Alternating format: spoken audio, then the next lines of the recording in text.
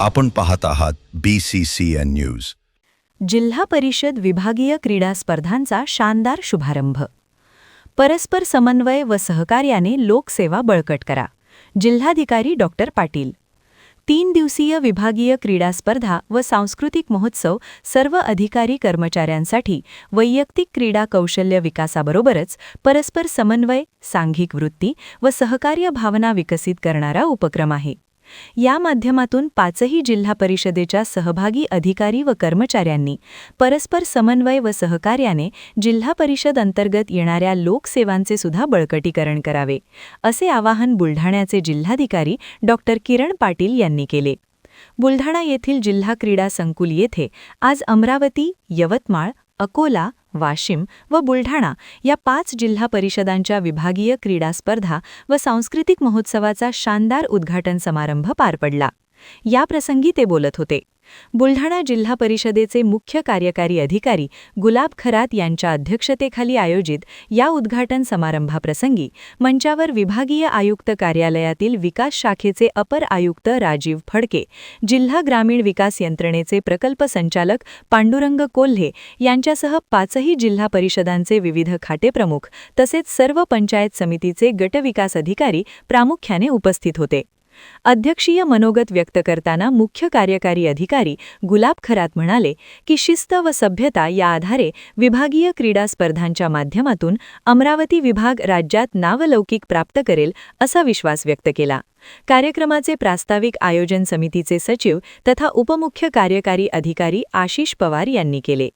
मान्यवरांच्या हस्ते दीप प्रज्वलन, क्रीडा ध्वजारोहण व क्रीडा ज्योत प्रज्वलन करून सर्व खेळाडूंना शपथ देण्यात आली. यावेळी केम्ब्रिज स्कूलच्या विद्यार्थ्यांच्या बँड पथकाने सादर केलेल्या संगीतमय वातावरणात व आकाशात विविध रंगी फुगे सोडून स्पर्धांचा औपचारिक शुभारंभ करण्यात आला. कार्यक्रमाचे बहारदार सूत्रसंचालन अरविंद शिंगाडे व किरण वाघमारे यांनी केले, तर उपमुख्य कार्यकारी अधिकारी प्रमोद एंडोले यांनी उपस्थितांचे आभार व्यक्त केले. दरम्यान या उद्घाटनीय समारंभात 5ही जिल्ह्यांच्या संघांनी सादर केलेल्या आकर्षक व सामाजिक संदेश देणाऱ्या देखाव्यांमुळे उद्घाटन समारंभाचे पथसंचलन आकर्षक, लक्षवेधक व हृदयस्पर्शी ठरले.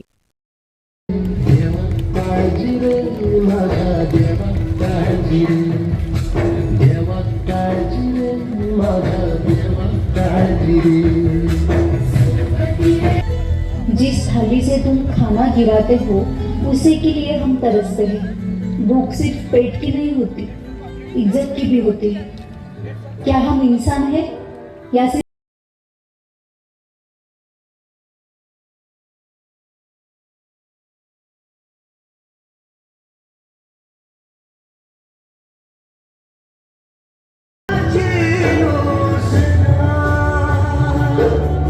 भोजन का आदर करें. हर निवाला एक जीवन है. भूख शर्म नहीं, सच्चाई है.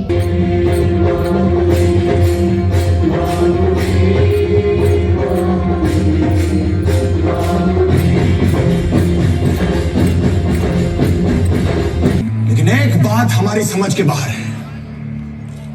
ये मराठे अपनी रक्षा के बारे में कब से सोचने लगे?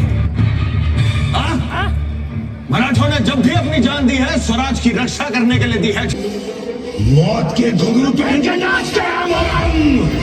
तू क्या हमें मौत से डराएगा? हमारी मौत मराठों के हर घर एक नया सिवा, एक नया संभव पैदा करेगी. लेकिन जब तू मरेगा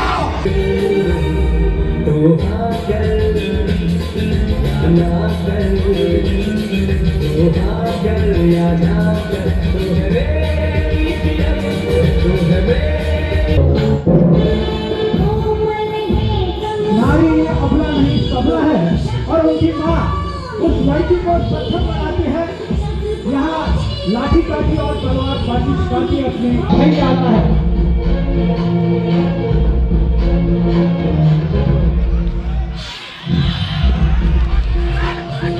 क्या दोनों के बीच उसका भाई सिंगा दोनों भाई आ गए हैं.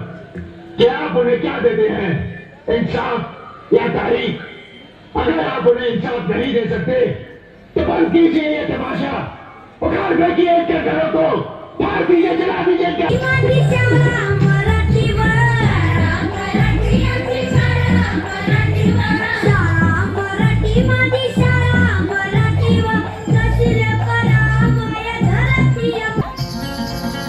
आपल्या समोर जिल्हा परिषद मुलं घेऊन आलेला आहे. महाराष्ट्रालाच नव्हे तर संपूर्ण भारतीय परंपरे बाटलीचा कुटका पाहिले इकडचे तिकडचे लोक येतात आणि आपल्या मराठी माणसाला परेशान करतात. इकडचं तिकडचं म्हणताय का मला? आनंद घ्यावा, खिलाडी वृत्तीने सर्वजणांनी खेळावं, कोणालाही इजा होऊ नये, कुठेही कॅज्युअलिटी होऊ नये याची सर्वांनी दक्षता घ्यावी आणि सर्वांनी एकमेकाची काळजी घ्यावी. बाहेरच्या जिल्ह्यातून आलेल्या आमची काळजी घेण्यासाठी तर आम्ही आहोतच. आमच्याकडून जर काही त्रुटी राहत असतील, रहिवासाची व्यवस्था किंवा जेवणाच्या बद्दल असेल किंवा अन्य काही, तर सर्वांनी त्या पदरात पाडून घ्या आणि तसं जर काही असेल तर सांगत चला की जेणेकरून आम्हाला त्या पद्धतीची दुरुस्ती करून आपल्याला एक चांगल्या पद्धतीची राहण्याची जेवणाची व्यवस्था करून देता येईल.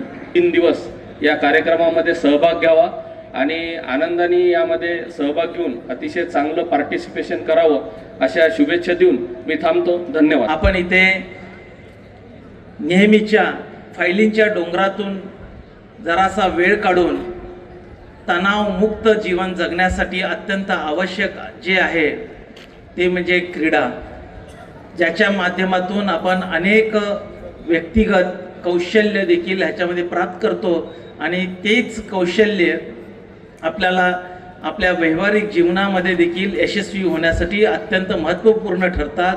आणि त्याच्यामध्ये विशेषतः म्हणजे शिस्तबद्धता, सांघिक वृत्ती, खिलाडी वृत्ती आणि त्याचबरोबरीने एक कोलॅबरेटिव्ह फ्रेमवर्कमध्ये अत्यंत चांगल्या पद्धतीनं सर्वांच्या सोबत सहकार्यानं आणि स्नेहसंबंध जोपासून आपली उद्दिष्ट साध्य करणं हे याच्यातून अपेक्षित आहे.